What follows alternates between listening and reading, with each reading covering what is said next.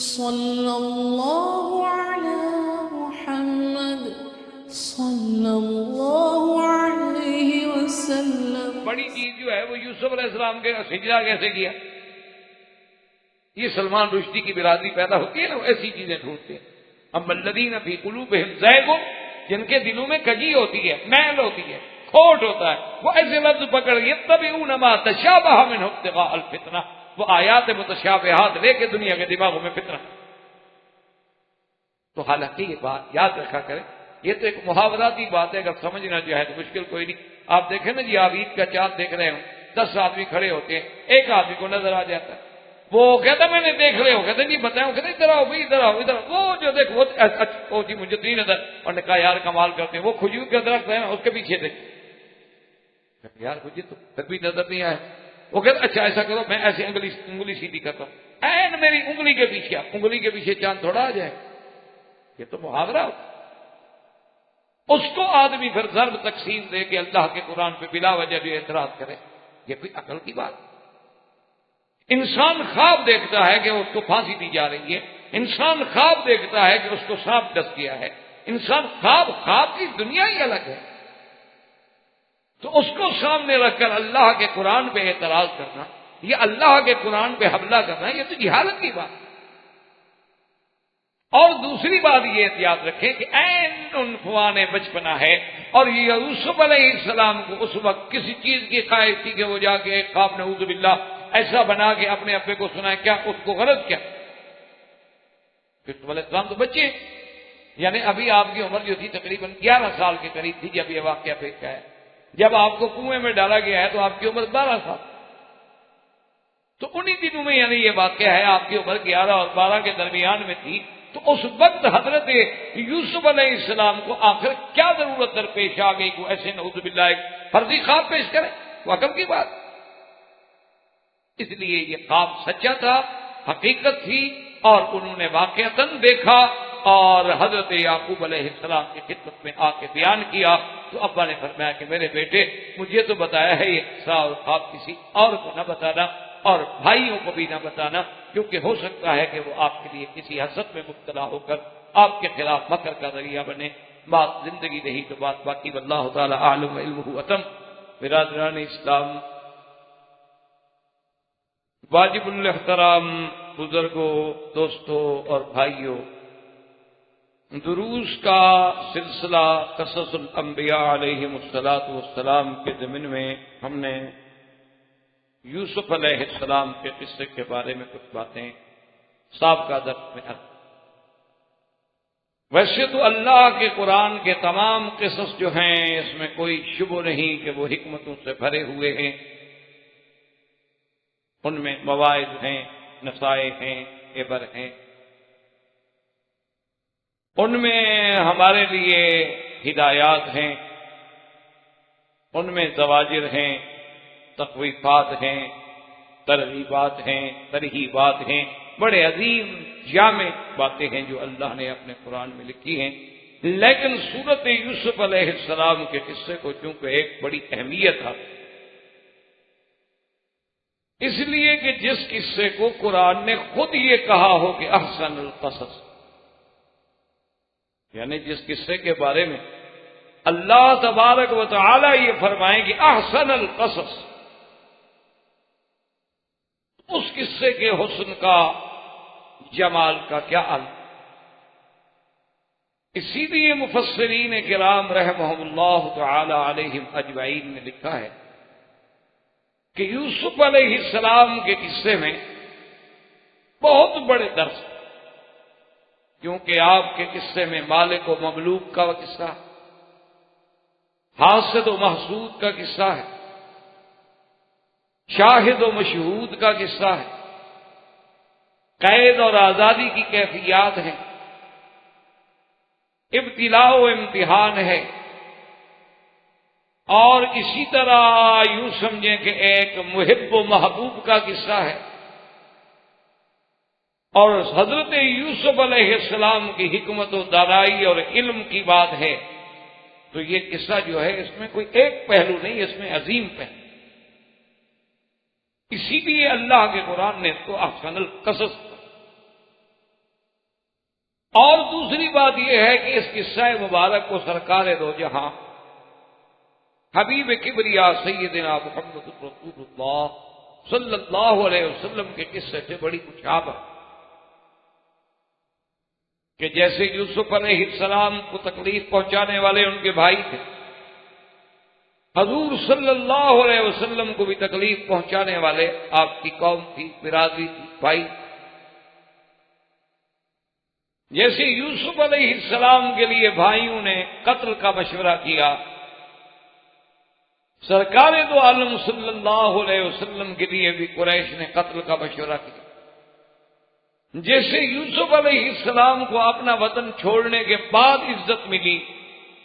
سرکار دو عالم صلی اللہ علیہ وسلم کو بھی ہجرت کے بعد عظمت ملی۔ جیسے حضرت یوسف علیہ السلام نے اپنے عین اقتدار کے وقت میں انتقام کے بجائے عفو اور معافی سے کام لیا، سرکار دو عالم نے بھی فتح مکہ کے موقع پر بالکل وہی بات فرمائی کہ جو میرے بھائی یوسف نے کہا تھا میں بھی کہتا ہوں، لا تثریب علیکم اليوم۔ تو اس قصے کو چونکہ آقا انعامدار کے واقعے سے ایک بڑی عظیم اور جامع مشابہت ہے، اس لیے بھی اللہ تبارک و تعالی نے اس قصے کو احسن القصص۔ اور مفسرین کرام نے لکھا ہے کہ آپ دیکھیں کہ اور قصے جو ہیں آپ کو وہ تھوڑے تھوڑے، کسی جگہ ابتدا ہے، کسی جگہ انتہا ہے، اور بار بار قرآن نے کئی صورتوں میں ذکر کیے ہیں، لیکن یوسف علیہ السلام کا قصہ صرف ایک، یعنی اور انبیاء علیہ حتیٰ کہ ابراہیم الخلیل علیہ السلام کا آپ نے پڑھا ہے الحمدللہ کہ کتنا اللہ نے قرآن کی کون سی صورت ہے جہاں ذکر نہیں فرمایا، لیکن یوسف علیہ السلام کی بات جو ہے وہ صرف ایک ہی صورت مبارک، اور اول سے لے کر آخر تک اللہ نے ایک ہی دفعہ ذکر کر۔ اس لیے علماء کرام نے فرمایا کہ اس پہ غور کریں کہ باقی جو انبیاء علیہ السلام کے قصے ہیں ان میں تو کوئی تنبیہات ہیں، زجر ہے، تو جب کسی کو تنبیہ کرنی ہو تو تنبیہ تو بار بار کی جاتی، لیکن قصہ یوسف علیہ السلام میں وہ بات نہیں ہے۔ اسی طرح اصحاب الکہف، اسی طرح ذوالقرنین، اور اسی طرح حضرت سیدنا موسیٰ علیہ السلام اور خضر علیہ السلام کی ملاقات، اور قصہ سیدنا یوسف، اس کو اللہ نے ایک ہی دفعہ دیا، کیونکہ ان میں وہ مقامات، وہ سرزنش، وہ تنبیہات مقصود نہیں، اس لیے اس قصہ مبارک کا اسلوب بھی نرالا۔ اب وہ یوسف علیہ السلام کے قصہ مبارک کو پڑھنے سے پہلے تھوڑا سا اس کے تاریخی پس منظر پہ بھی آپ نظر ڈال لیں، تاکہ اس کے بعد پھر جب یوسف علیہ السلام کے قصے کو آپ قرآن کی آیات مبارک کی روشنی میں سمجھیں گے تو آپ کے لیے اور آسانی ہوگی اور آپ کے لیے نئی راہ۔ ہمیں جہاں تک تاریخی پس منظر کا پتہ چلتا ہے، لازمی بات ہے کہ وہ کتب سابقہ یعنی اسرائیلی روایات ہیں، اسی طرح بائبل میں، تلمود میں اور کتب سابقہ میں یہ بات ہمیں ملتی ہے کہ تقریباً یہ 1890 قبل مسیح علیہ السلام کے قصہ، اور انہی کتابوں میں سے یہ بات بھی ملتی ہے کہ 1890 قبل مسیح میں فلسطین کے علاقے میں، سرزمین فلسطین کے علاقے میں ایک مقام تھا ہرون، جہاں حضرت یوسف علیہ السلام پیدا۔ سیدنا یعقوب علیہ السلام کی 4 بیویاں تھیں، انبیاء علیہ السلام کی، یعنی یہ نہیں کہ صرف حضور پاک سے بلکہ آپ سے پہلے بھی جتنے نبی گزرے ہیں ان کی بھی ازواج جو تھیں وہ متعدد تھیں، جیسے کہ حضرت سلیمان علیہ السلام کے بارے میں آتا ہے آپ کے تو حرم میں 99 تقریباً، اور یہ تعدد ازواج جو ہے یہ یعنی کوئی ایسی بات نہیں ہے نعوذ باللہ کہ اسے تعصب کی نگاہوں سے دیکھ کے کسی کے لیے ذریعہ عیب ٹھہرایا جائے، بلکہ افسوس تو یہ ہے کہ تعدد ازواج کے مسئلے پر وہ قومیں اعتراض کرتی ہیں کہ جو تعدد احباب پہ تو اعتراض نہیں کرتی لیکن تعدد ازواج پہ اعتراض کرتی، یعنی آپ گرل فرینڈ تو جتنی مرضی ہے رکھ لیں لیکن حلال نہ کریں۔ عجیب قوم. اور تعدد ازواج پہ اعتراض کرنے والی قوم کا یہ عالم ہے کہ 5 لاکھ ان کے ہاں 9 سال سے لے کر 13 سال کی عورتیں جو ہیں وہ حاملہ بالزنا. تعدد ازواج پہ اعتراض کرنے والی قوم کا یہ عالم ہے. ابھی آپ نے 3-4 روز پہلے اخباروں میں پڑھا ہوگا کہ 14,000 عورتوں کا یہ مسئلہ بنا ہوا ہے کہ جب اسکول ٹائم آیا بچوں کے داخلے کا تو انہوں نے کہا کہ بچے کے باپ کا نام بتائیں تو وہ نہیں بتا سکتی. وہ کہتی ہیں ہم کیا بتائیں, کون اس کا باپ. تو اب اس کے لیے پورے کمیٹیاں بیٹھی ہوئی ہیں, قانونی ماہرین بیٹھے ہوئے ہیں کہ باپ کے کھانے میں کیا لکھتے. تو بہرحال حضرت یعقوب علیہ السلام کی 4 اور ایک بیوی جس کا نام راحیل تھا, یا بعض روایات تلمود میں اس کا نام راحل بھی کہا گیا ہے, لیکن زیادہ راجح راحیل. راحیل کے بطن سے حضرت یوسف علیہ السلام اور آپ کے شقیق بھائی جو ہے بنیامین پیدا, اور بی بی لیا سے اور باقی بیویوں سے حضرت یعقوب علیہ السلام کے تقریباً یعنی آپ اندازہ فرمائیں کہ 12 اولادیں. تو اس لیے ابتدا ہی میں ذرا آپ ذہن میں رکھیں گے, چونکہ یہ ابتدا میں مائیں الگ تھیں, یعنی یوسف علیہ السلام اور بنیامین کی ماں الگ ہے, باقی بھائیوں کی مائیں الگ ہیں. تو وہ فطری طور پر جو سوکنوں میں ایک تضاد ہوتا ہے, ایک اختلاف ہوتا ہے, ایک دوسرے سے تھوڑا سا بودھ ہوتا ہے, اس کا اثر بچوں پر بھی آتا ہے. اور اسی طرح ایک بات یہ بھی یاد رکھیں کہ بعض مورخین نے جو یہ لکھا ہے کہ یوسف علیہ السلام کے زمانے میں مصر کا بادشاہ فرعون تھا, یہ بات غلط. زمانہ یوسف علیہ السلام میں مصر پر عمالقہ, قوم عمالقہ کا قبضہ تھا. یہ عمالقہ جو ہیں اصل میں چرواہے تھے, لیکن اللہ نے ان کو مصر کی حکومت دے دی. یہ تو اللہ کا شان ہے. تو عز من تشاء وتذل من تشاء بیدک الخیر. یہ کوئی عجیب بات نہیں. اب تو یہ ہمارے یعنی سامنے عالم کے واقعات ہیں کہ بہت چھوٹے چھوٹے لوگ جو ہیں بڑے بڑے اعلیٰ مناصب پہ آ جاتے.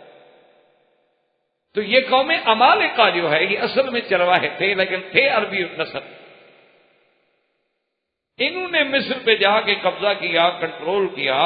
اور یوسف علیہ السلام کے زمانے میں ان کا 15واں خاندان ہے جو حکومت کر رہا. اور اس دور میں جو بادشاہ تھا اس کا نام ابو قیس. وہ فرعون نہیں تھا, فرعون تو بعد میں. اور اسی طرح ان کے وزیر خزانہ جو ہے, وزیر مالیہ جو ہے, وہ عزیز کہلاتا تھا. اور پھر قوم عمالقہ کے بعد قوم پرستی کے نام پہ تحریکیں اٹھی. جیسے آج بھی دنیا میں آپ دیکھتے ہیں کہ کہیں بنگالی ہے, کہیں سندھی ہے, کہیں ہندی ہے,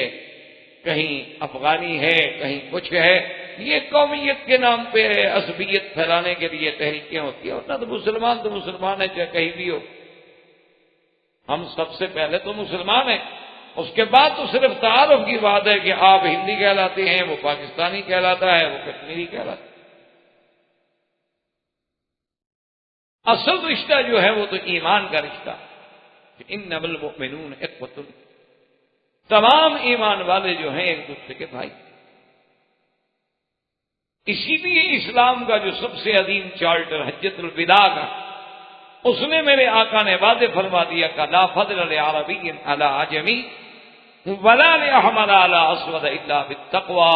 کسی عربی کو اجمی پہ فضیلت نہیں, کسی گورے کو کالے پہ فضیلت نہیں, مگر تقوی سے. جو جتنا اللہ سے زیادہ ڈرتا ہے اتنا زیادہ شان ہوتا ہے.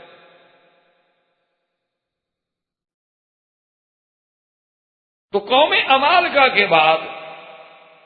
قوم پرستانہ تحریک جب اٹھی تو قبط والے جو لوگ ہیں, قبطی کہلاتے تھے, وہ انہوں نے آ کے قبضہ کیا. اور یہ قبطیوں میں قوم فرائنہ تھی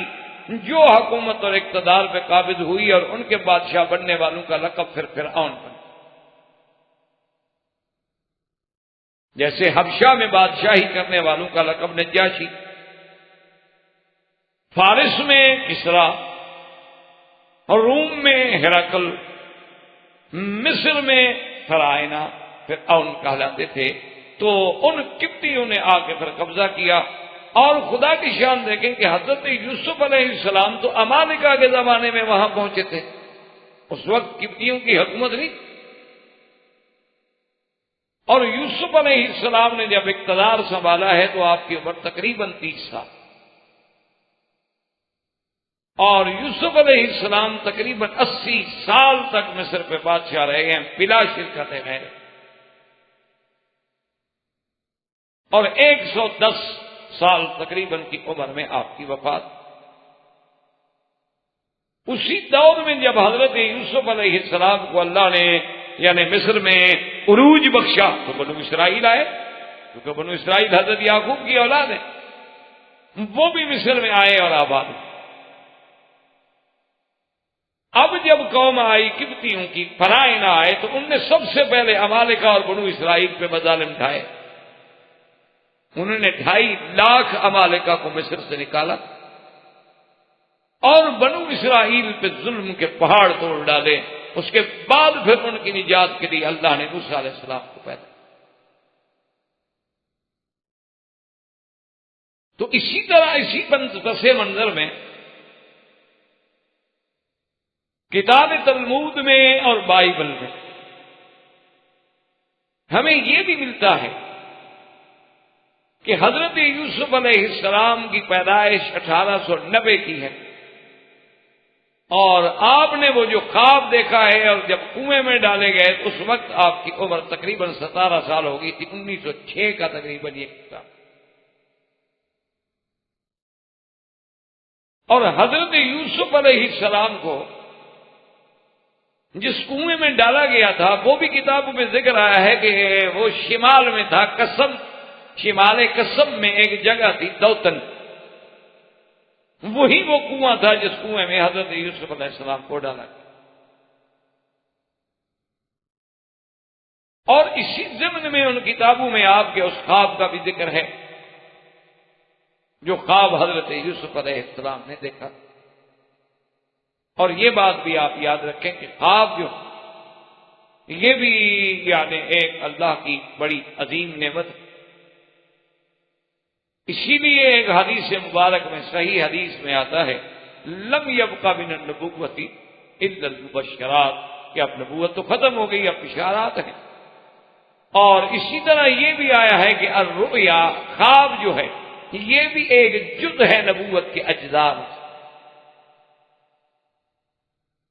لیکن اس کا معنی یہ نہیں ہوتا کہ جز موجود ہو تو نبوت کا کوئی دعویٰ کرتے. کہیں آپ ٹانگ پڑی ہوئی دیکھیں تو آپ کہتے ہیں ٹانگ ہے، یہ نہیں کہتے کہ بندہ پڑا ہے. کہیں ہاتھ کٹا ہوا ایک بندے کا پڑا ہو تو آپ یہ نہیں کہیں گے کہ جی آدمی پڑا ہے. یعنی جز کو دیکھ کے آپ کبھی کل کا دعویٰ نہیں کرتے. تو اسی طرح اگر ایک نبوت کی جز اگر اللہ نے باقی رکھی ہے تو اس کا معنی یہ تو نہیں کہ نبوت باقی ہے لہذا کل خواب دیکھنے والا نبی بن جائے گا. تو خواب جو ہے دراصل اس کے بارے میں بھی علماء نے بہت بڑے ابحاث ہیں، بہت بڑی تفاصیل ہیں، بہت بڑی کتابوں میں بحثیں ہیں. لیکن آپ چھوٹی سی بات یاد رکھیں جو خلاصہ ہے تقریباً ان ابحاث کا کہ اللہ نے انسان میں ایک تو آپ کی یہ جان ہے اور ایک ہے نفس اور ایک ہے روح.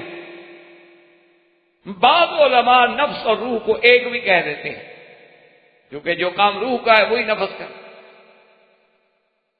اسی لیے قرآن کہتا ہے نا اللہ یتوفی الانفس حین موتها، کہ اللہ تبارک و تعالی پورا لے لیتی ہے نفس کو قبضے میں. تو یوں سمجھ لیں کہ ایک جان ہے، ایک نفس ہے، ایک روح ہے. روح کو یوں سمجھ لیں کہ وہ روح ہے، یعنی جان کے لیے نفس کام کر رہا ہے اور نفس کے لیے وہ روح کا، یعنی آسانی آپ کے لیے ہو جائے گی. ورنہ تو یہ تو خیر بہت بڑی علمی ابحاث ہیں جن کے لیے بہت بڑے اوقات کی اور پھر ان لوگوں سے جن کا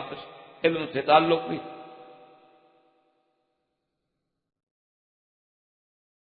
تو اب یہ ہوتا ہے کہ جب انسان مثلا سوتا ہے یا مدہوش ہے، تو جب نفس انسانی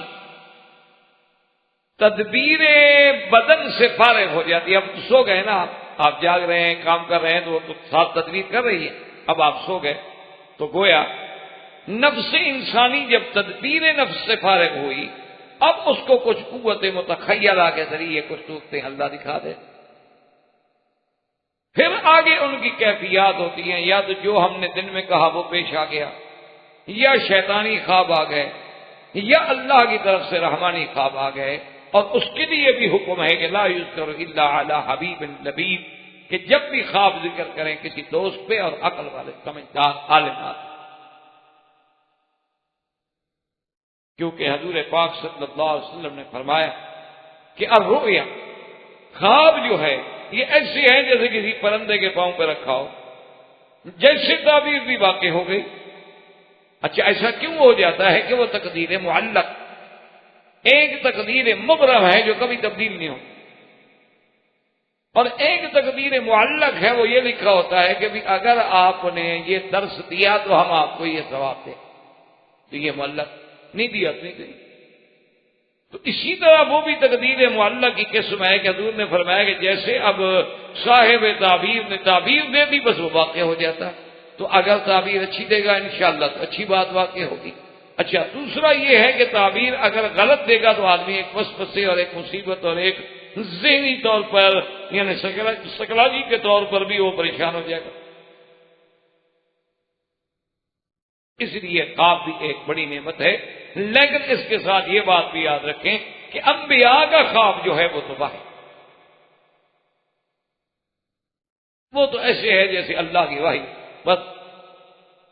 اچھا اسی ضمن میں ایک بات آپ یہ بھی یاد رکھ لیں کہ خواب کبھی کبھی کافروں کا بھی سچا، خواب کبھی کبھی فاسق فاجر بڑے سے بڑے بد کردار انسان کا بھی سچا ہو سکتا ہے، کہ اسی سورت یوسف میں، سورت یوسف علیہ السلام میں آپ دو قیدیوں کا خواب سنیں گے انشاءاللہ، وہ بھی تو کافر تھے۔ اس وقت کے بادشاہ نے خواب دیکھا جس کی تعبیر کے لیے پھر یوسف علیہ السلام کو نکالا گیا، وہ دیکھنے والا بھی کافر تھا لیکن خواب سچا۔ اسی طرح بی بی عاتقہ نے حضور کے بارے میں خواب دیکھا تھا، اسی طرح بخت و نصر نے خواب دیکھا تھا،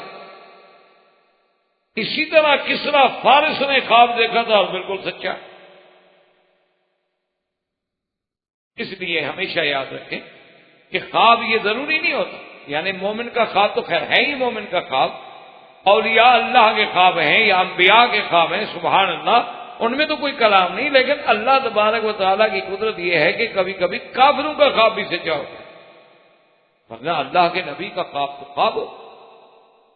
جیسے کہ سرکار دو جہاں صلی اللہ علیہ وسلم نے غزوہ احد سے پہلے آپ نے خواب دیکھا کہ آپ کی تلوار ذوالفقار جو ہے وہ ٹوٹ گئی اور چند گائیں ہیں جو ذبح کی جا رہی ہیں، تو حضور صلی اللہ علیہ وسلم نے فرمایا کہ میں نے خواب دیکھنے کے بعد ہی یہ اندازہ لگا لیا کہ احد میں ہمیں شکست ہوگی اور میرے بڑے بڑے اجلہ صحابہ بڑے شان والے لوگ شہید ہوں گے، لیکن اللہ کی تقدیر کو کون ٹال سکتا ہے، اللہ کا حکم ہو تو ہی ٹل۔ اس لیے حضرت یوسف علیہ السلام کا جو خواب ہے، اور یہ بھی اس میں یاد رکھ لیں کہ 40 سال کے بعد تعبیر ظاہر ہوئی، یہ ضروری نہیں ہوتا کہ جب آپ خواب دیکھیں کل آپ کو تعبیر مل جائے، ایسا بھی ہوتا ہے کہ جیسے بی بی عائشہ فرماتی ہیں کہ پہلے حضور صلی اللہ علیہ وسلم کے اوائل امر میں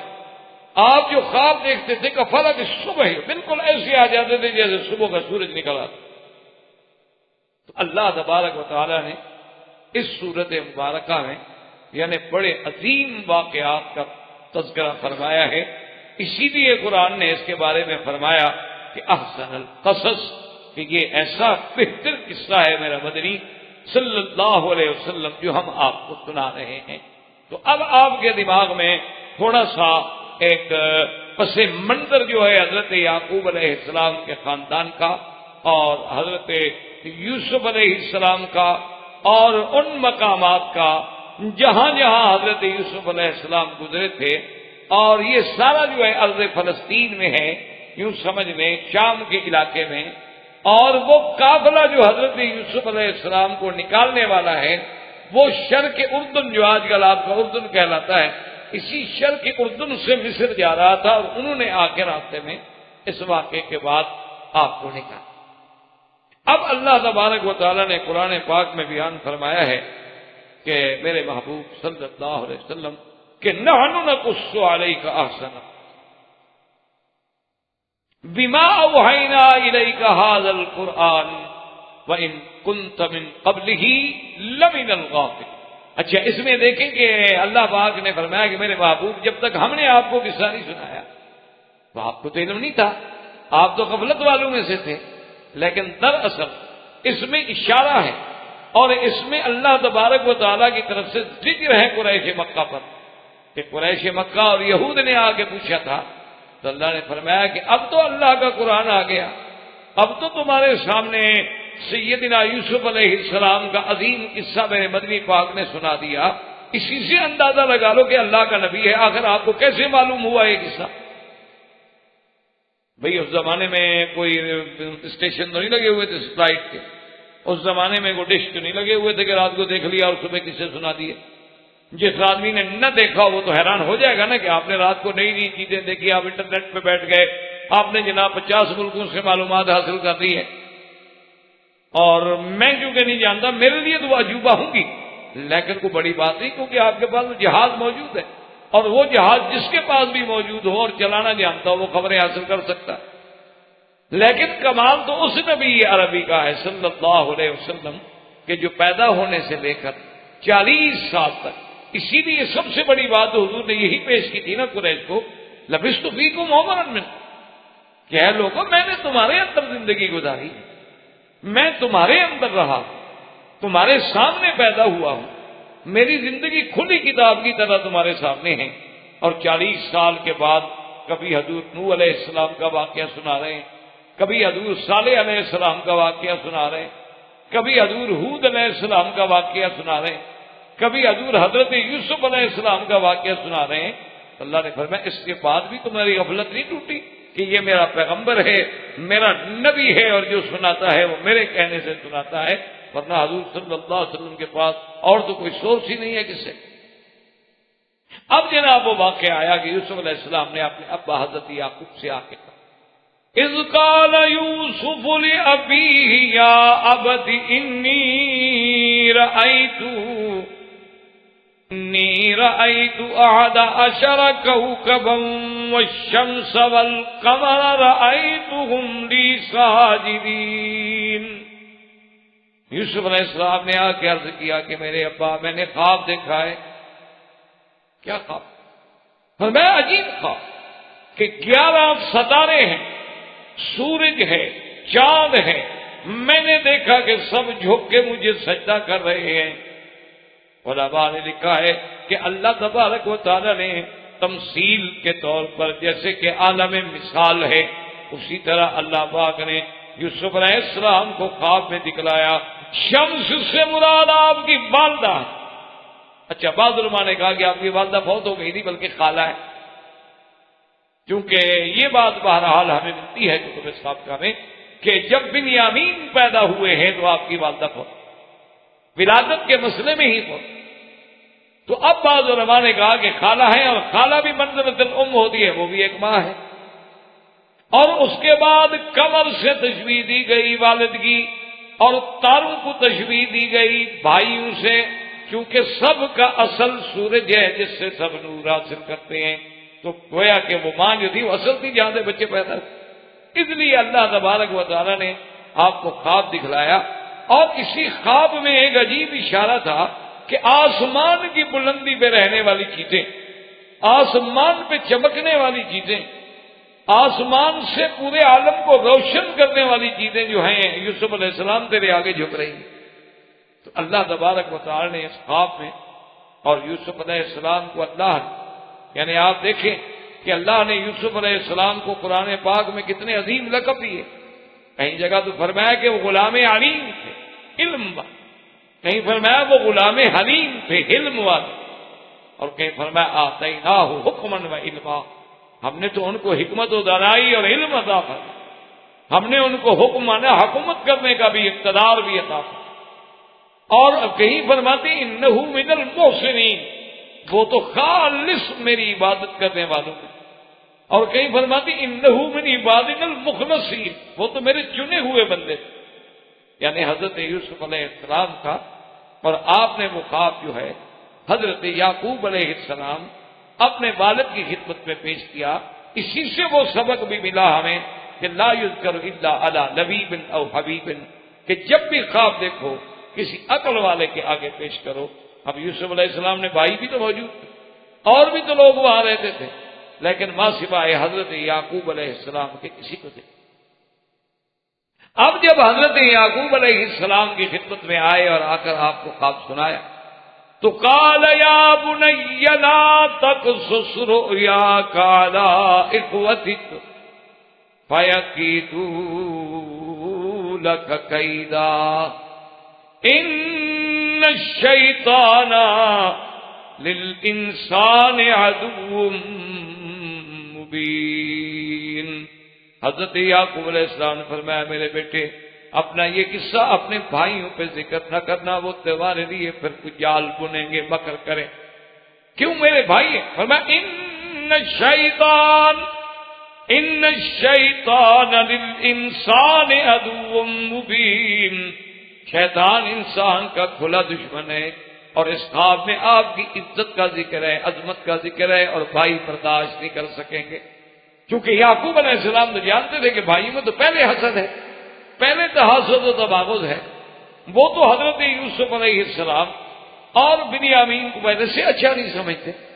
پہلے بھی ان کو وہ نعوذ باللہ اچھی نظروں سے نہیں دیکھتے۔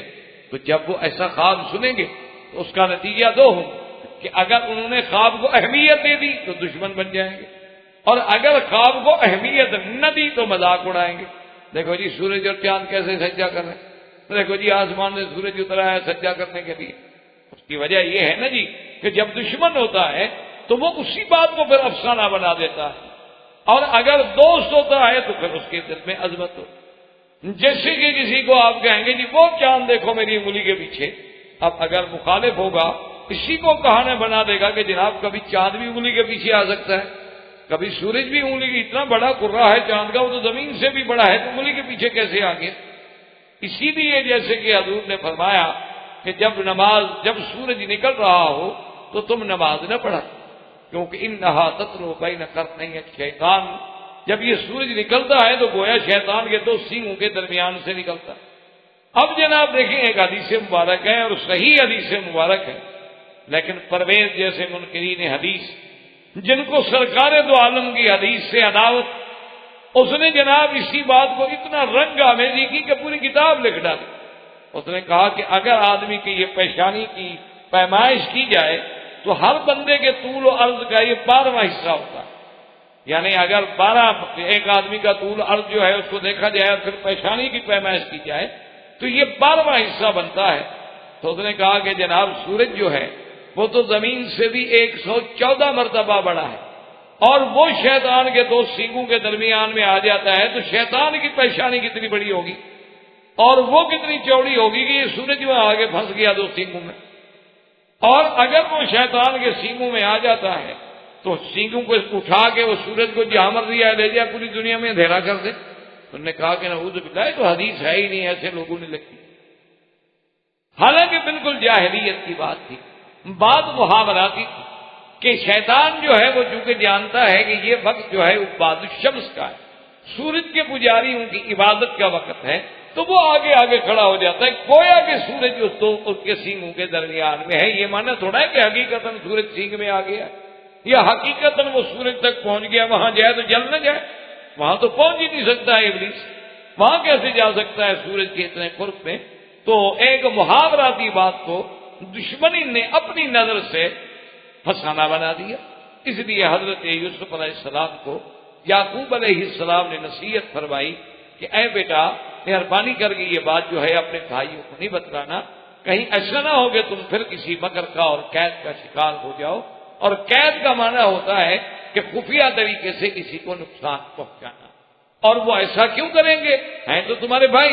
باپ بھی ایک ہے، ویسے بھی اچھے ہیں، مومن ہیں، لیکن شیطان بھی تو بڑا دشمن ہے نا، وہ دوسروں کو عداوت میں مبتلا کرتا ہے. اور اس کے بعد یعقوب علیہ السلام نے حضرت یوسف علیہ السلام کو یہ بھی فرمایا وَكَذَلِكَ يَجْتَبِيكَ رَبُّكَ وَيُعَلِّمُكَ مِن تَأْوِيلِ الْأَحَادِيثِ. کتنی بڑی بشارت ہے. یعقوب علیہ السلام نے کہا کہ میرے بیٹے، تیرے رب نے تجھے چن لیا ہے اور تمہیں خواب کی تعبیر کا علم بھی عطا فرمائیں گے. اشارہ ہو گیا کہ باقی بھائی نبی نہیں بنیں گے، ان بھائیوں میں اللہ نے یوسف کو چن.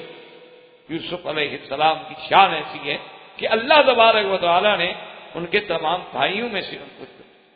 اسی لیے سرکار دو جہاں سیدنا محمد رسول اللہ صلی اللہ علیہ وسلم فرماتے ہیں کہ لیلۃ المعراج میں جب میری ملاقات ہوئی یوسف علیہ السلام سے، فرماتے ہیں کہ اللہ نے اس کو جو جمال دیا ہے، اوتی شطر الجمال، کہ اللہ نے جو حسن پیدا کیا، جو جمال پیدا کیا، اس کا آدھا یوسف کو دیا اور آدھا ساری دنیا کو دیا. تو اندازہ لگا ہے کہ یوسف علیہ السلام کا جمال کیا. تو یہاں سے حضرت یعقوب نے یہ بھی اشارہ فرما دیا کہ اللہ نے آپ کو چن دیا ہے. اللہ آپ کو تعبیر الاحادیث، اس کا معنی علماء نے لکھا تعبیر رویا، اور بعض علماء نے فرمایا کہ نہیں، حکومت کرنے کا اور بات کرنے کا فن، کہ فیصلے کرنے کی قوت. وَيُتِمُّ نِعْمَتَهُ عَلَيْكَ وَعَلَىٰ آلِ يَعْقُوبَ كَمَا أَتَمَّهَا عَلَىٰ أَبَوَيْكَ مِن قَبْلُ إِبْرَاهِيمَ وَإِسْحَاقَ إِنَّ رَبَّكَ عَلِيمٌ حَكِيمٌ. اور اللہ اپنی نعمت کو پوری کریں گے جیسے آل یعقوب پہ نعمت پوری کی ہے، اور جیسے اللہ نے ان کے والدین پہ اس سے پہلے سیدنا ابراہیم و اسحاق پہ اپنی نعمتیں پوری کی، ان کو نبوت کے لیے چن لیا، کیونکہ تیرا رب جو ہے وہ علم والے بھی ہیں اور حکمت والے. اب اللہ نے فرمایا لَقَدْ كَانَ فِي يُوسُفَ وَإِخْوَتِهِ آيَاتٌ لِّلسَّائِلِينَ. اللہ نے فرمایا کہ یوسف اور اس کے بھائیوں کے قصے میں بڑی نشانیاں ہیں پوچھنے والوں کے لیے، کیونکہ یعقوب نے اصل میں یہ تھا کہ بنو اسرائیل چاہتے تھے امتحان لینا. یہ یہود قوم جو ہے بڑی عیار، بڑی مکار، تو وہ آگے حضور سے ایسے ایسے سوال کرتے تھے، اور کبھی کبھی قریش کو بھی سکھا دیتے تھے تاکہ حضور کی نبوت کا امتحان لیا جائے. کبھی اصحاب کہف کے بارے میں سوال کیا، کبھی ذوالقرنین کے بارے میں سوال کیا، کبھی روح کے بارے میں سوال کیا، کبھی جنت میں سب سے پہلی جو مومن کو غذا کھلائی جائے گی اس کے بارے میں سوال کیا، کبھی جنت کی زمین کی پٹی کے بارے میں سوال کیا. اسی طرح انہوں نے آ کر حضرت آقا انعامدار سیدنا محمد رسول اللہ صلی اللہ علیہ وسلم نے یوسف علیہ السلام کے بارے میں بھی سوال کیا کہ حضور آپ جانتے ہیں کہ یوسف علیہ السلام کا کیا واقعہ ہے؟ اللہ تبارک و تعالیٰ نے یہ صورت مبارک ان کے رد میں، ان کے جواب میں اتاری. اس لیے اللہ فرماتے ہیں کہ یوسف علیہ السلام اور اس کے بھائیوں میں، اس کے بھائیوں کے واقعات میں بہت بڑی نشانی ہے ان پوچھنے والوں کے. اور یاد رکھیں کہ صرف پوچھنے والوں کے لیے نہیں ہے، بلکہ اس قصے میں تو آیات ہیں، اس قصے میں تو نشانیاں ہیں، اس قصے میں تو بہت بڑی عظمت اور ہدایات ہیں، اور پوری کائنات کے لیے ہیں جو بھی اس سے فائدہ اٹھانا چاہے. اب اللہ فرماتے ہیں قالوا ليوسف واخوه احب الى ابينا منا ونحن عصبة ان ابانا لفی ضلال مبین. اب وہ بھائی آپس میں بیٹھے، آپس میں جمع ہو، کہنے لگے کہ عجیب بات ہے کہ یوسف اور اس کا بھائی بنیامین وہ سب سے زیادہ محبوب ہے یعقوب علیہ السلام کو. حضرت یوسف علیہ السلام، حضرت یوسف بنیامین، ان کا تو اتنا بڑا خیال ہے، حالانکہ وہ صرف 2 ہیں اور ہم تو 10 ہیں پورے، یعنی ہم تو جماعت ہیں، لیکن ہمارا خیال کوئی نہیں، ہم سے اتنی محبت کوئی نہیں. معلوم یہ ہوتا ہے کہ ہمارا ابا جو ہے وہ اللہ رحمت فرمائے وہ ضلال ظاہر میں. یاد رکھیں کہ ایک ضلال کا معنی ہوتا ہے گمراہ، اللہ معاف کرے، نبی گمراہ تو نہیں ہو سکتے، اور اگر یعقوب علیہ السلام کے بیٹے اپنے باپ کو گمراہ سمجھتے ہیں تو مسلمان ہی نہ رہے۔ یعقوب علیہ السلام نبی ہیں، نبی کی طرف گمراہی کی نسبت کرنے والا آدمی پھر مسلمان کیسے ہو سکتا ہے؟ اس لیے ہمیشہ یاد رکھیں کہ دلال جو ہے وہ ہدایت کے مقابلے پر بھی ہوتا ہے، کہ جو اس لیے ہے نا من یہدہ اللہ فلا مضل لہ ومن یضللہ فلا ہادی لہ، تو ہدایت کے مقابلے پر دلال کا لفظ آتا ہے۔ لیکن کبھی دلال کا معنی یہ ہوتا ہے، یاد رکھیں، کہ کسی چیز میں گم ہو جانا، جیسے ایک آدمی راستہ بھٹک جائے وہ بھی تو دلال ہے، بھٹک گیا، گم ہو گیا نا۔ کسی طرح اگر آدمی کسی خیالات میں بالکل ڈوب جائے، جیسے کہ عربی کہتے ہیں کہ ذل الماء فی اللبن، وہ پانی لسی میں حل ہو گیا، مل گیا، پتہ ہی نہیں لگتا پانی کدھر ہے، اب تو صرف ہمیں لسی لسی ہی نظر آتی ہے، تو وہاں بھی کہتے ہیں ذل۔ اچھا، اسی طرح یاد رکھیں کہ قرآن مقدس میں کئی مقامات پہ اس لفظ کا استعمال، جیسے اللہ نے فرمایا وَوَجَدَكَ ضَالًّا فَهَدَىٰ، محمد مصطفیٰ ہم نے آپ کو پایا، کیا مانا؟ یعنی آپ بالکل مستغرق ہو چکے تھے اور آپ اس مسئلے میں اپنی حیرت میں کھو چکے تھے کہ بھئی پورے عالم کو، پوری دنیا کو میں نے توحید کی دعوت دینی ہے، کیسے دوں گا، کیسے میں اللہ کی دین کی دعوت پہنچاؤں گا؟ تو اللہ نے فرمایا پھر ہم نے آپ کو راستہ بتلا دیا کہ کیسے کرنا ہے۔ اس لیے ہمیشہ یاد رکھیں کہ دلال جو ہے وہ ایک معنی میں استعمال نہیں ہو۔ ان کے کہنے کا مقصد یہ تھا کہ ہمارے ابا جان جو ہیں وہ بھی اتنے یوسف و بنیامین کی محبت میں غرق ہو گئے ہیں کہ ہمیں تو نظر ہی نہیں، ہم تو ان کو نظر ہی نہیں آتے کہ ہم ان کی گویا اولاد ہی نہیں۔ یہ بات ہے کہ ہم 10 ایک طرف اور وہ 2 ایک طرف، لیکن ان 2 کی محبت میں وہ اتنے گم ہو گئے، اتنے ڈوب گئے، اتنے کھو گئے ہیں۔ آپ دیکھیں نا جی، کبھی بیٹھے بیٹھے آدمی بیٹھا ہوتا ہے بالکل آپ کے سامنے، اور آپ اس کو کیوں کرتے ہوئے بیٹھے، کیا کہتا ہے اچھا ہاں کیا بات ہے، حالانکہ بالکل آنکھیں کھول کے بیٹھا ہوا ہے، آپ اس کے سامنے بیٹھے ہو، لیکن وہ اپنے کسی خیالات میں اتنا کھو جاتا ہے، اتنا ڈوب جاتا ہے، اس کو کسی دوسری چیز کا پتہ نہیں۔ اسی طرح اس طرح بعض روایات میں یہ بھی آتا ہے کہ حضور صلی اللہ علیہ وسلم اپنے اللہ کی یاد میں، اللہ کے ذکر میں، اللہ کے آلاء و نعم کے فکر میں کبھی ایسے ایسے مستغرق ہو جاتے تھے کہ دنیا کی کسی بات کا خیال ہی نہیں۔ اسی لیے آپ نے نہیں دیکھا ہے کہ جب کھجوروں کے وبر کرنے سے حضور صلی اللہ علیہ وسلم نے منع فرمایا اور فصل بھی اس سال کم ہو گئی، تو آپ نے فرمایا انتم اعلم بامور دنیاکم، بھائی دنیا کے معاملات تم سمجھتے ہو، ہمیں نہیں پتا کہ دنیاوی معاملات کیا۔ کتنے ہم نے بڑے بڑے عالم، بڑے بڑے بزرگ یعنی سنے نہیں بلکہ دیکھے ہیں کہ ان کو گھڑی دیکھ کر ٹائم کا پتہ نہیں لگتا، یعنی آپ گھڑی بھی موجود ہے، ساتھ بیٹھے ہوئے آدمی کو دکھاتے تھے بھی ساتھ دیکھو کیا ٹائم ہے، ان کو پتہ نہیں لگتا تھا بیچاروں کو، گھڑی دیکھ کے نہیں فیصلہ کر سکتے تھے۔ یعنی بخاری اور مسلم یاد پڑھانے والے لوگ، لیکن گھڑی کا ٹائم، میرے اپنے والد کا جو بھی ساتھ بیٹھا اس کہتے بیٹا ذرا یہ دیکھو کیا بجا ہے،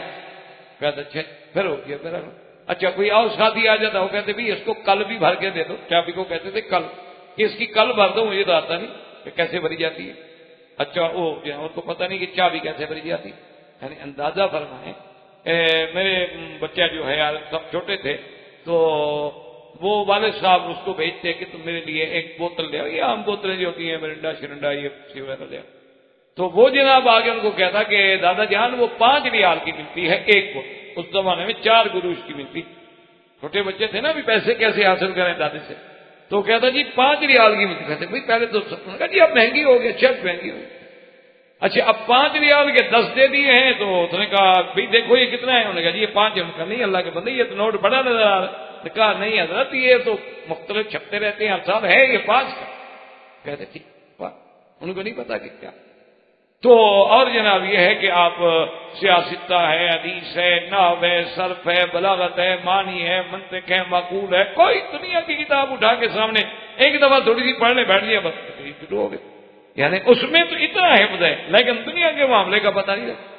اس لیے ان کے کہنے کا معنی یہ نہیں تھا کہ یعقوب علیہ السلام گمراہ ہے، نعوذ باللہ، کوئی اللہ کے نبی کو گمراہ سمجھے تو پھر مسلمان کیسے رہے، وہ تو کافر ہو جائے۔ معنی یہ تھا کہ ہمارے ابا جان ان کی محبت میں اتنے کھو گئے ہیں، اتنے ڈوب گئے ہیں کہ ہماری طرف توجہ بھی نہیں۔ اچھا اسی طرح یاد رکھیں کہ اگر ایک آدمی کے 4 بچے ہیں، 5 ہیں، 6 ہیں، 10 ہیں، 2 ہیں، کسی ایک سے محبت کا زیادہ ہو جانا جو ہے گناہ نہیں، شرعاً وہ کوئی گناہ، لیکن شرط یہ ہے کہ دونوں بچوں میں عدل کرے، یہ نہیں کہ ایک کو تو دیتا جائے اور دوسرا بیچارہ بھٹکتا رہے، یہ بات جو ہے یہ شریعت میں نہ جائے۔ جیسے ہمارے یہاں عام رواج ہے نا جی کہ یہ بیٹا میرا بڑا فرما بردار ہے، اس نے میری بڑی خدمت کی، جی باقی بیٹوں نے مجھے پوچھا ہی نہیں، اس لیے یہ کوٹھی تو میں نے اس کو بنا کے دے دی ہے، یہ ناجائز ہے۔ جب بھی آپ اگر ہدیہ کریں اولاد کو تو برابر، یا جیسے ہمارے یہاں ایک بڑا رواج ہے، آپ پڑھتے ہوں گے اخباروں میں کہ جی میں نے اپنے بیٹے کو آگ کر دیا، اور قانون انگریزی تو یہ کہتا ہے کہ وہ آپ کی جائیداد سے محروم ہو گیا، لیکن شریعت اسلامی میں وہ آپ کی جائیداد سے محروم نہیں ہوتا،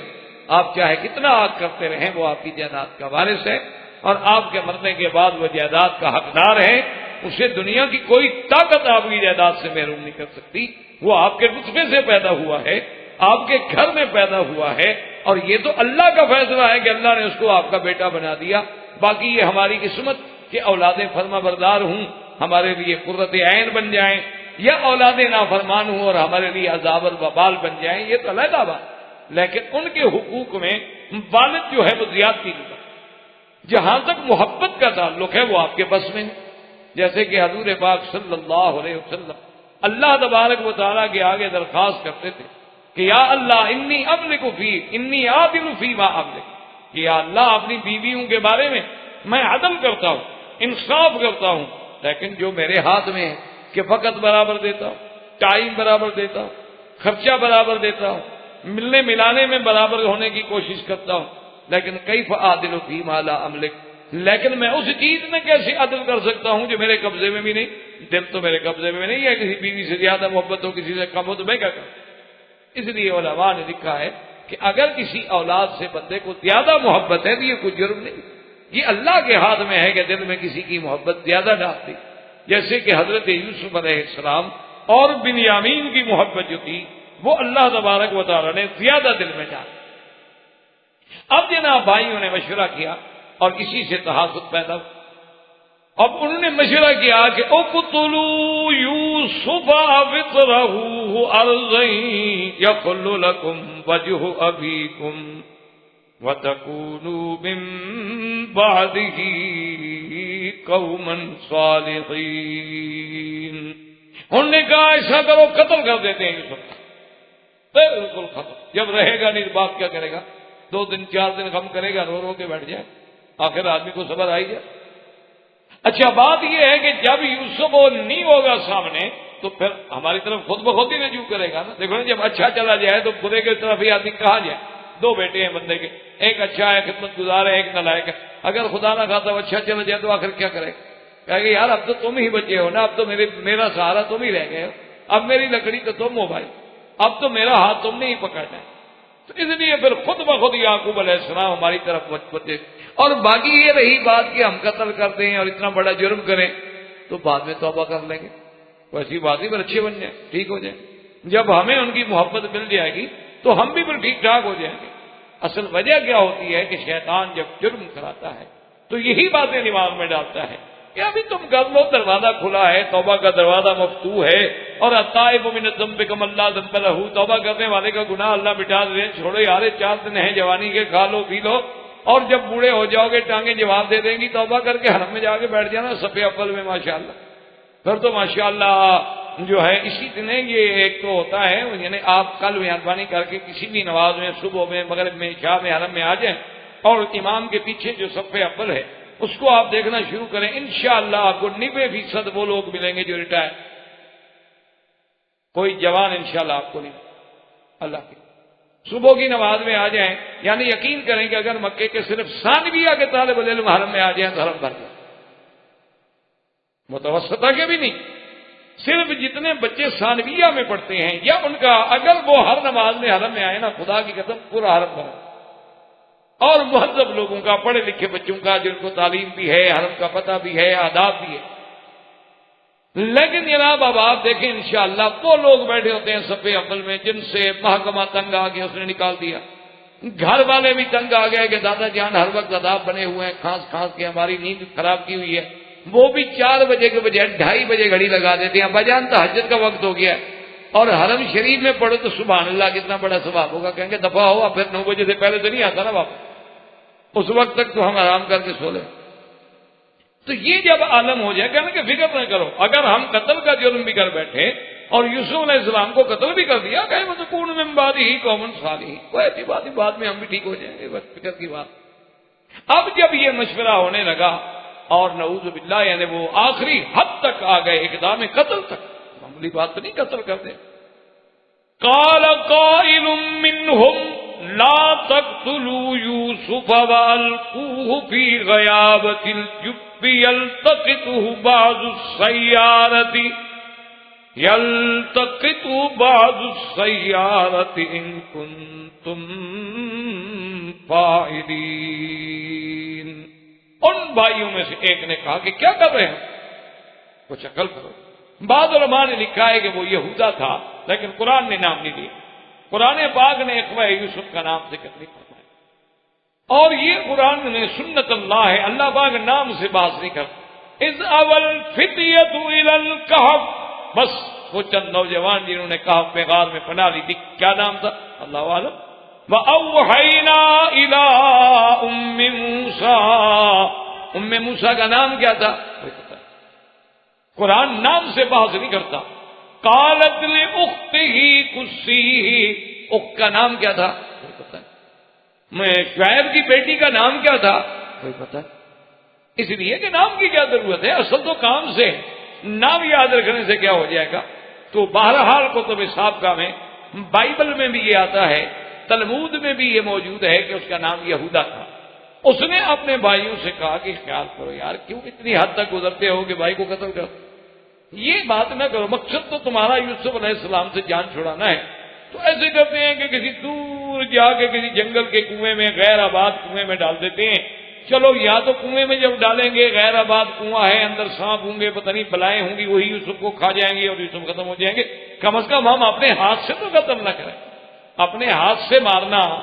اور ایسی جگہ پہ چھوڑ آنا کہ کوئی اور چیز آپ کو ڈس لے اور مار لے.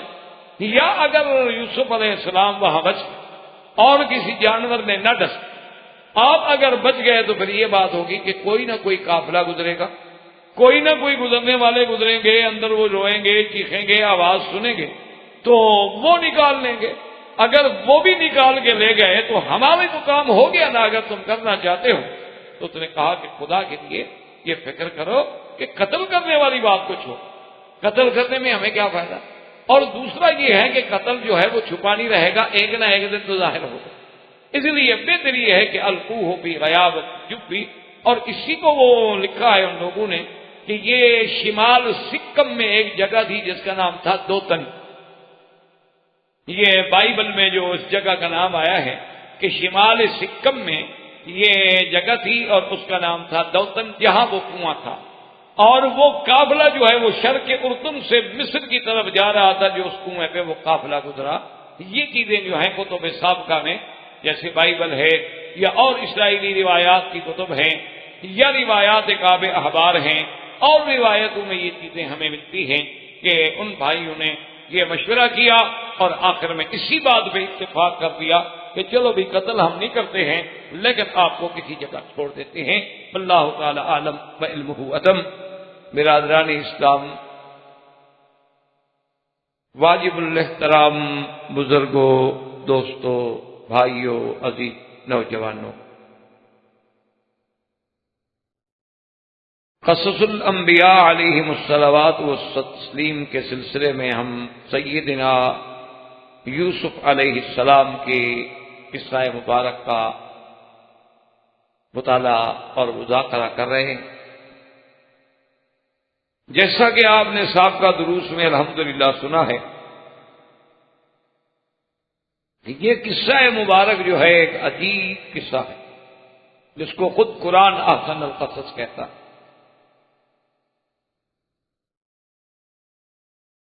اور اس قصہ مبارک میں بہت بڑے عبر ہیں, نصائح ہیں, مواعظ ہیں, فوائد ہیں. تو ہم اس درس میں ان قصہ مبارک میں یہاں تک پہنچے تھے کہ یوسف علیہ السلام نے خواب دیکھا, اپنے والد سے بتلایا کہ میں نے خواب دیکھا ہے کہ 11 تارے ہیں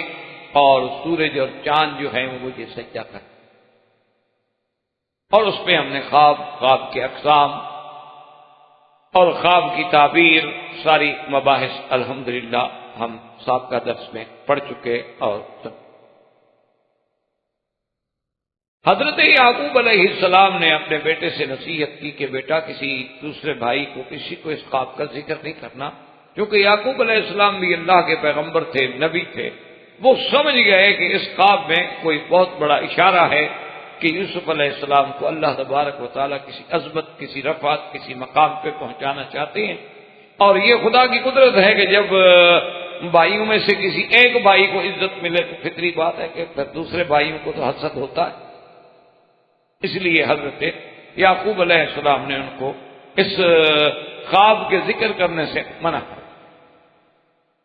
اور اسی لیے سرکار دو عالم صلی اللہ علیہ وسلم کی بھی ایک حدیث مبارک ہے کہ اقضوا حوائجکم بالکتمان، کہ تم اپنے امور اور اپنے کام جو ہیں وہ رازداری سے سر انجام کیا۔ یہ نہیں کہ بلا وجہ کہتا رہے آدمی میں یہ کر رہا ہوں، میں یہ کر رہا ہوں، میں یہ کر، یعنی جتنا اللہ نے اس کو رازداری میں برکت رکھی ہے، فائدہ رکھا ہے، اتنا شو کرنے میں نہیں رکھا۔ بہرحال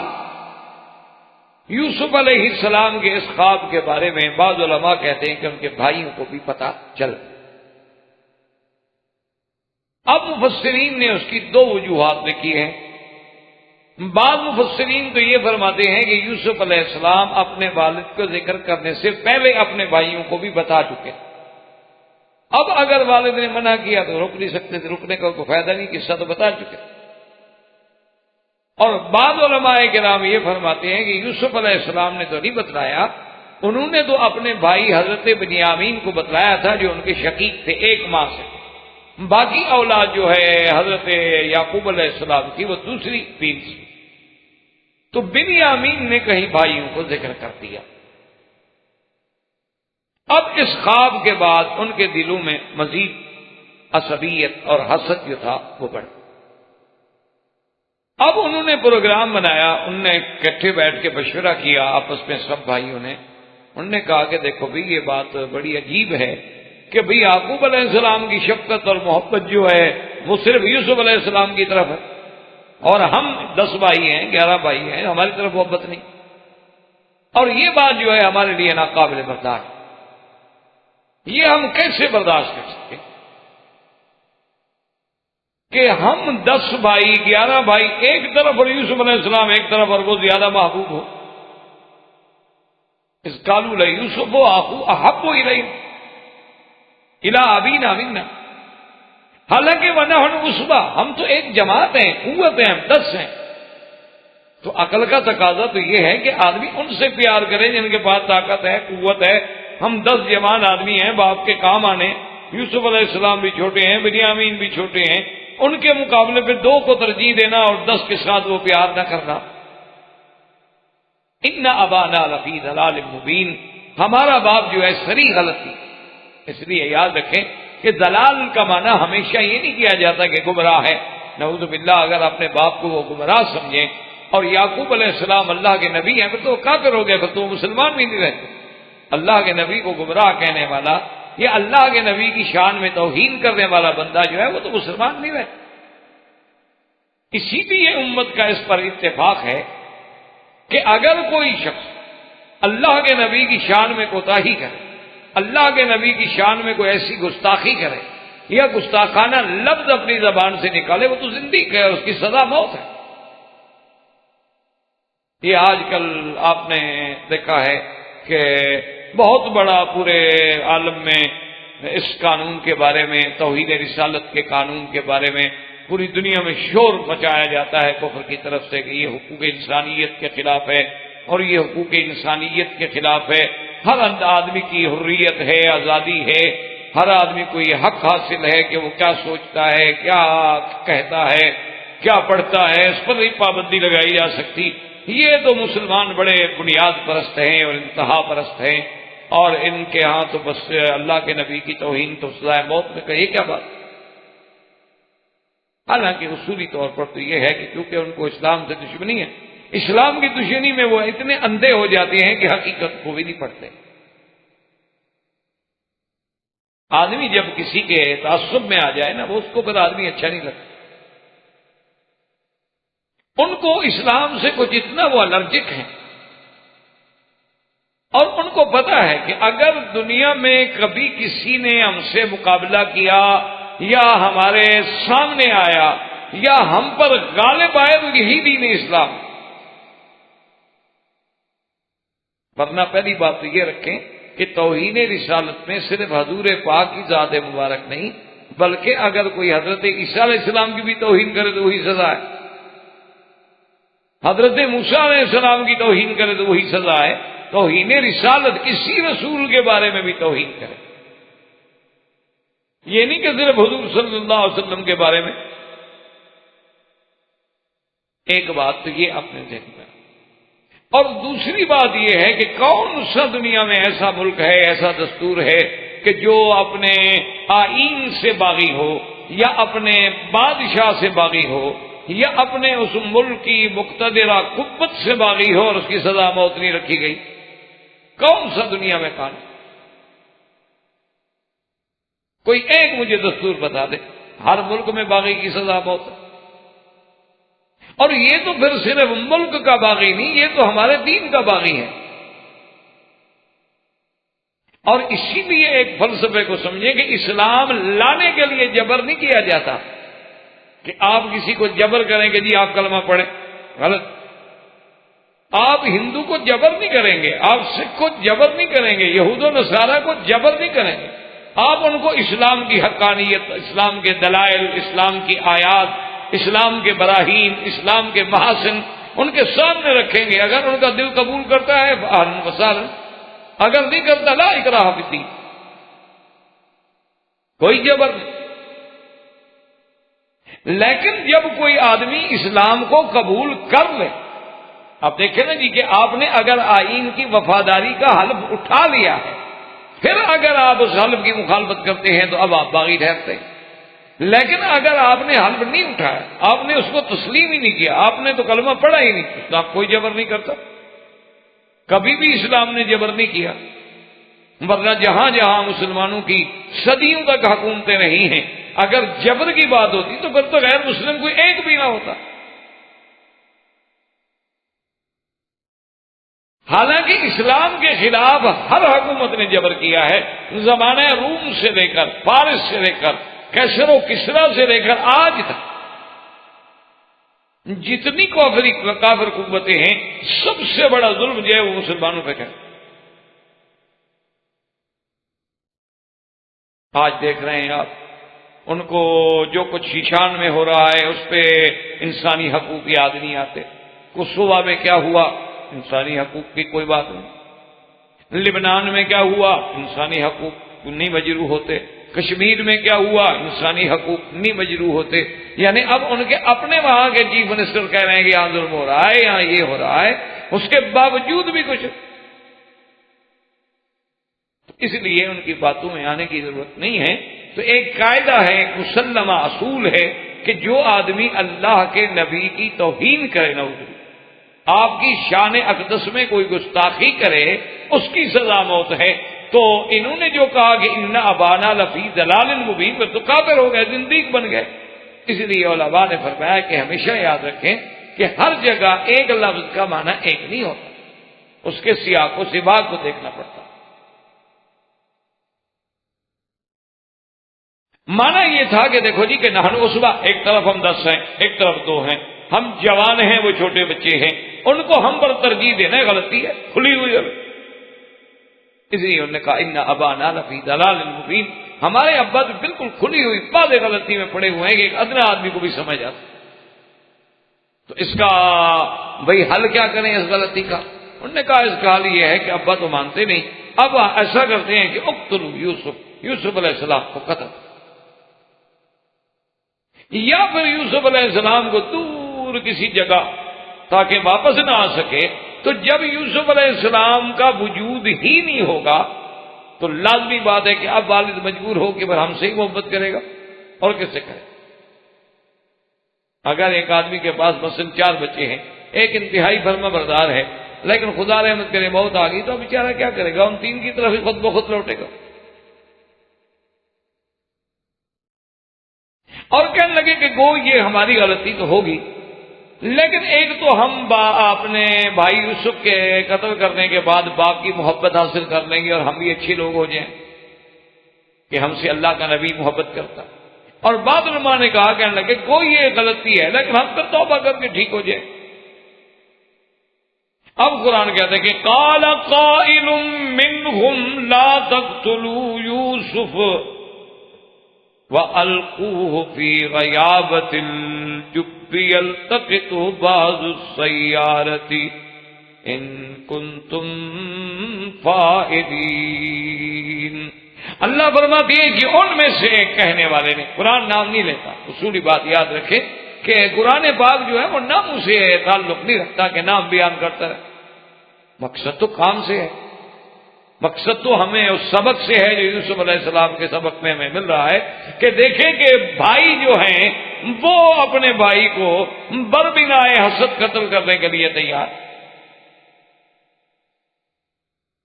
اور اسی سے اندازہ کریں کہ سب سے پہلا قتل جو ہے وہ بھی تو بھائی نے کیا۔ یعنی جب حضرت حابیل حضرت آدم علیہ السلام کے بیٹے قتل ہوئے ہیں تو اس کو بھی کسی غیر نے تو قتل نہیں کیا، بھائی نے قتل کیا۔ قابیل کون تھے؟ بھائی، اور اسی نے قتل کی بنیاد رکھی۔ تو اس لیے وہ اپنا ایک عربوں کا محاورہ ہے نا جی کہ الاقارب کالعقارب، کہ یہ جو رشتہ دار ہوتے ہیں نا یہ بچھو ہوتے، الف کے ساتھ لکھو اقارب تو رشتہ دار بنتا ہے قرابت سے، اور اسی کو عین لگا دو تو بچھو بن جاتا ہے۔ تو کہتے ہیں کہ یہ مجبور ہوتے ہیں بیچارے ایک دوسرے کو ڈنگ مارنے سے، الا من ہداہ اللہ، مگر وہ جن کو اللہ نے ہدایت دی۔ اسی لیے حضور پاک صلی اللہ علیہ وسلم نے بھی بدر میں فرمایا تھا بئس العشیرۃ عشیرۃ نبیکم، آپ نے فرمایا ابو جہل، اے عتبہ، ربیعہ، شیبہ، تم کیسے میری برادری ہو، کتنی بری برادری ہو تم، کتنے برے رشتے دار، کیسے لوگ کذبتمونی وصدقنی الناس، کہ تم نے رشتہ دار ہو کر میری تکذیب کی اور لوگوں نے مجھ میرا کلمہ پڑھا اور مجھ پہ ایمان لے آئے۔ اخرجتمونی فآوانی الناس، تم نے رشتہ دار ہو کر مجھے گھر سے مکے سے نکالا اور لوگوں نے مجھے سینے سے لگایا، کیسے تم رشتہ دار؟ تو اس لیے علماء نے بھی لکھا ہے کہ یہ جو قرابت کے مسائل ہیں اسی لیے بہت ہی مشکل ہوتے، اسی لیے وہ کسی ایک اردو کے کسی شاعر کا بھی ایک شعر ہے رشتہ داری کے بارے میں، وہ کہتا ہے کہ یہ عجیب سلگتی ہوئی لکڑیاں ہیں کہ دور ہوں تو دھواں دیں اور قریب ہوں تو جل جائیں۔ پتہ ہے کہ رشتہ دار جو ہوتے ہیں نا وہ ایک ایسی ہیں جیسے سلگتی ہوئی لکڑی ہوتی ہے نا، سلگ رہی ہو، اب بیٹھے ہوں دور تو کچھ نہیں تو دھواں تو دے گی، تنگ تو کرے گی،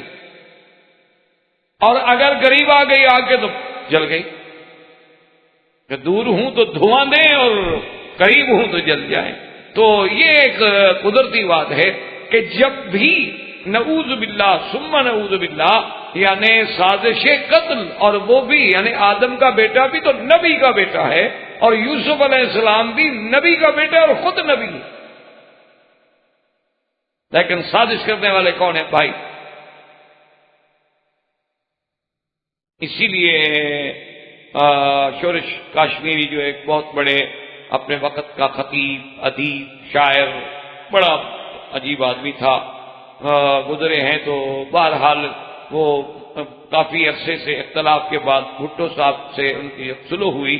تو بھٹو صاحب نے کہا کہ اچھا کشمیری صاحب، اچھا شورش صاحب، اب سابقہ باتوں کو مٹی ڈالیں، آج کے بعد میں آپ کا بھائی ہوں۔ تو اس نے کہا جی بھائی تو یوسف کے بھی بہت تھے، پتہ نہیں آپ کون سے بھائی بن رہے ہیں میرے، اب یہ تو اللہ کو پتہ ہے، آپ میرے بھائی تو بن رہے ہیں لیکن میرا خیال ہے کہ آپ بھی کہیں یوسف کے بھائی ثابت نہ ہوں۔ تو بہرحال مقصد یہ ہے کہ اب بھائی ہیں اور قتل کی سازش ہو رہی ہے، اور بھائی بھی کون؟ نبی، ابن نبی، انا للہ۔ تو ایک بول پڑا، بعض علماء نے لکھا ہے مصحف کا کتب سے، تورات سے اور اناجیل سے، کہ بولنے والا جو ہے ان کا بھائی تھا، اس کا نام تھا یہودا، بعض کہتے ہیں یہوذا، اور بعض کہتے ہیں کہ نہیں وہ ان کا بڑا بھائی تھا شمعون، اور بعض کہتے ہیں کہ نہیں ان کا تھا تو وہی بڑا بھائی لیکن اس کا نام جو ہے راؤل تھا۔ بہرحال مختلف نام لکھے گئے، جب قرآن نے نام نہیں لیا تو ہمیں اس الجھن میں پڑھنے کی ضرورت ہی نہیں۔ اب اس نے مشورہ دیا، اس نے کہا کہ دیکھو پہلی بات تو یہ ہے کہ تم بھائی کو قتل کرنے کی سوچ رہے ہو، یہ کوئی معقول بات، کوئی عقل کی بات؟ یعنی باپ کی توجہ حاصل کرنے کے لیے بھائی کو قتل کر دو، یہ عجیب بات ہوئی بھائی۔ اچھا اس قتل سے تو باپ کی نفرت بڑھے گی، نہ کہ محبت حاصل کرو گے۔ وہ کہے گا یہ عجیب اولاد ہے کہ جنہوں نے جا کے اپنے بھائی کو قتل کر دیا اب بھی یہ میری محبت اور شفقت کے حقدار ہیں، ایک۔ اور دوسری بات یہ ہے کہ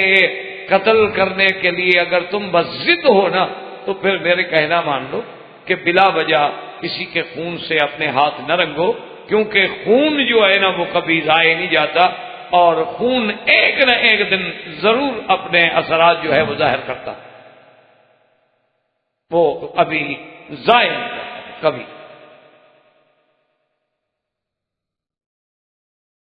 اب جناب یہ ہے کہ جب یہ حالات دیکھے گئے، ان کو بتلائے گئے، سمجھایا گیا، انہوں نے کہا تو کیا کریں؟ انہوں نے کہا ایسا کرتے ہیں کہ ہم جا کر کسی دور آفتادہ کنویں میں ڈال دیتے ہیں۔ پہلے تو کنویں میں ڈالنے سے اس کے اندر جو کوئی بلائیں ہوں گی نا وہ کھا جائیں گی، پرانا کنواں جنگل میں، اس میں کئی بلائیں۔ اچھا اگر بفرض محال اس سے بھی بچ جائے تو کوئی بندے تو وہاں سے قافلے گزرتے رہتے ہیں اور ایسے کنووں سے پانی بھرتے رہتے ہیں، جب وہ دیکھیں گے وہ نکال کے لے جائیں گے کسی ملک میں، تم خواہ کیوں قتل سے اپنے ہاتھ رنگتے؟ عجیب بات، کیوں جرم کر رہے؟ انہوں نے کہا اچھا، سوچ میں پڑ گئے، کہنے لگے کہ چلو ایسا کرتے ہیں، تمہاری بات مان لیتے ہیں کہ چلو قتل نہیں کرتے لیکن کسی نہ کسی جگہ بہرحال دور کر دیتے ہیں، اور سب کٹھے ہو کے باپ کے پاس آئے۔ جس کو قرآن خود بیان، قالوا یا ابانا ما لک لا تأمنا علی یوسف وَإِنَّا لَهُ لَنَاصِحُونَ۔ معلوم ہوتا ہے کہ کافی پہلے کہتے رہے، اسے کہنے لگا بجان پتہ نہیں کیوں آپ ہم پر اعتماد نہیں کرتے، آپ یوسف علیہ السلام کے ضمن میں ہم پر کیوں نہیں اعتماد کر رہے؟ ہم تو یوسف کے خیر خواہ ہیں، بھائی ہیں۔ اچھا بھائیوں میں کبھی کوئی تھوڑی بہت تلخی بھی ہو جائے لیکن پھر بھی ہم بھائی ہیں یوسف علیہ السلام کے، مہربانی کریں۔ ارسلہ معنا غدا یرتع ویلعب وإنا له لحافظون۔ ابا جان آپ مہربانی کریں، اس کو اجازت دیں کہ کل ہمارے ساتھ جائے، ہم جائیں گے اور کھائیں گے پیئیں گے، جنگلوں میں جو جنگلی چیزیں ہوتی ہیں، جنگلی پھل ہوتے ہیں وہ کھائیں گے، وہ یلعب اور کھیلیں گے۔ اس لیے علماء نے لکھا ہے کہ بعض کھیل کود جو ہیں جو شریعت کے خلاف نہ ہو کوئی منع ہے، مثلا آدمی گھوڑا دوڑاتا ہے، آدمی دوڑ میں مقابلہ کرتا ہے، مثال کے طور پر آدمی کشتی کرتا ہے، آدمی کبڈی کھیلتا ہے، یا آدمی ہاکی کھیلتا ہے، یا آدمی کرکٹ وکٹ کھیلتا ہے، شرط یہ ہے کہ اوقات نماز اور فرائض کا خیال رکھے۔ یہ نہیں کہ کھیل میں لگنے کے بعد نمازیں ختم، یہ ہو تو میچ نہیں بند کیا جا سکتا، پھر حرام ہو گئی، کیونکہ اللہ کے فرائض کو چھوڑنا، فی نفس سے ہی کھیلنا حرام نہیں تھا۔ اب انہوں نے جب اصرار کیا اور ساتھ یہ بھی کہا اپنے ابا سے کہ ابا جان آپ فکر نہ کریں، ہم حفاظت کریں گے، ہم بالکل حضرت یوسف علیہ السلام کا بڑا خیال رکھیں گے، تو یعقوب علیہ السلام نے سننے کے بعد کہا قال انی لیحزننی ان تذهبوا به واخاف ان یاکلہ الذئب وَأَنْتُمْ عَنْهُ غَافِلُونَ۔ حضرت یعقوب علیہ السلام نے فرمایا کہ مجھے غم ہے، مجھے فکر ہے یوسف کا کہ اگر تم ان کو لے کے گئے، اور بات یہ ہے کہ مجھے خوف ہے کہ کہیں ایسا نہ ہو کہ کوئی بھیڑیا آ کے اس کو کھا جائے، چھوٹا بچہ ہے، چھوٹی عمر ہے، وَأَنْتُمْ عَنْهُ غَافِلُونَ، اور تم اپنی کھیل کود میں ہو، غفلت میں پڑے ہو، تمہیں پتہ بھی نہ ہو، اور تم اپنے اس میں لگے ہوئے اور اس کو آگے کوئی بھیڑیا کھا جائے، مجھے بڑا فکر ہے، میں نہیں اجازت دے سکتا۔ قَالُوا لَئِنْ أَكَلَهُ الذِّئْبُ وَنَحْنُ عُصْبَةٌ إِنَّا إِذًا لَخَاسِرُونَ۔ کہنے لگے ابا جان کمال کی بات ہے، ہم ایک جماعت ہیں، 10 آدمی ہیں، ہم 10 بندے بھی کھڑے ہوں اور ایک جناب بیڑی آ کے ہمارے بھائی کو کھا جائے، پھر تو سب سے بڑی گھاٹے اور تروٹے کی بات ہے، پھر تو انتہا ہو گئی، حد ہو۔ اب بات یاد رکھیں کہ بھی حضرت یعقوب علیہ السلام نے یہ بات کیوں فرمائی، ایک مسئلے کو سمجھ کہ بھی یوسف علیہ السلام نے آخر یہ بات کیوں فرمائی کہ جی اب اس کو شاید بھیڑیا کھا جائے اور تم غافل ہو، پتہ بھی نہ کرو، تم اپنی کھیل میں لگے ہوئے ہو، یہ بات جو یوسف علیہ السلام یعقوب علیہ السلام نے فرمائی تو کیوں؟